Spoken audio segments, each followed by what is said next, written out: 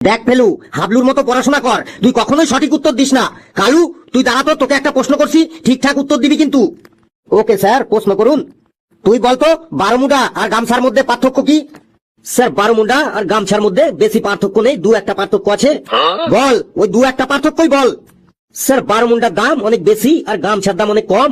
যদি খুব জোরে হাগু পায় তাহলে বারমুন্ডা খুলতে অনেক দেরি হয়ে যায়, কিন্তু গামছা পরা থাকলে গামছাটা তুলেই একদম বসে পড়লেই হলো, একদম ইজি প্রসেস। স্যার, বারমুন্ডার পকেট আছে কিন্তু গামছাতে কোনো পকেট নেই। যদি হঠাৎ করে কেউ কোথাও বসে পড়ে তাহলে বারমুন্ডার পেছনে ফেটে যাওয়ার চান্স থাকে, কিন্তু গামছা পরে যদি কেউ হঠাৎ করে বসে পড়ে তাহলে তার পাছু ফেটে যাবে কিন্তু গামছা ফাটবে না। বেশ, তুই এবার থাম, না হলে কিন্তু আমি পিটিয়ে তোর পাছু একদম ফাটিয়ে দেবো।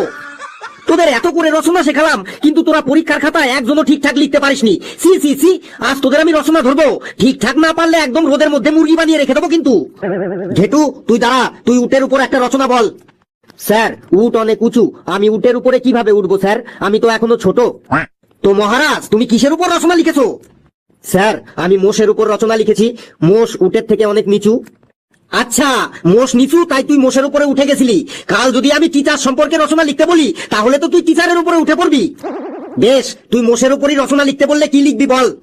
স্যার, একটি মোষ গাছের তলায় শুয়েছিল আর আমি তখন ওই মোষটার পিঠে টক করে উঠে বসে পড়লাম। কি, মোষের পিঠে উঠে পড়লি? তারপর বল। মোষের পিঠে বসার পর আমি আমার ব্যাগের থেকে কলম বার করে যেই ওর পিঠের উপর লিখতে শুরু করলাম আর সাথে সাথেই মোষটার সুরসুরি লাগতে শুরু করলো, তখন মোষটা পিছনে ঘুরে আমার কলমটাকে দেখে ও ভাবলো আমি ওর পিঠে ইঞ্জেকশন লাগাচ্ছি। তখন ওর মিস আন্ডারস্ট্যান্ডিং হলো আর ইঞ্জেকশনের ভয়ে মোষটা লাফ দিয়ে উঠেই দৌড় মারলো আর আমিও পটাশ করে পড়ে গেলাম। এই কারণেই মোষের উপর আর আমার রচনা লেখা হলো না। কি সাংঘাতিক ব্যাপার রে, তুই চুপচাপ বস, না হলে কিন্তু তোর পিঠে আমি এখন ডান্ডা দিয়ে রচনা লেখা শুরু করবো।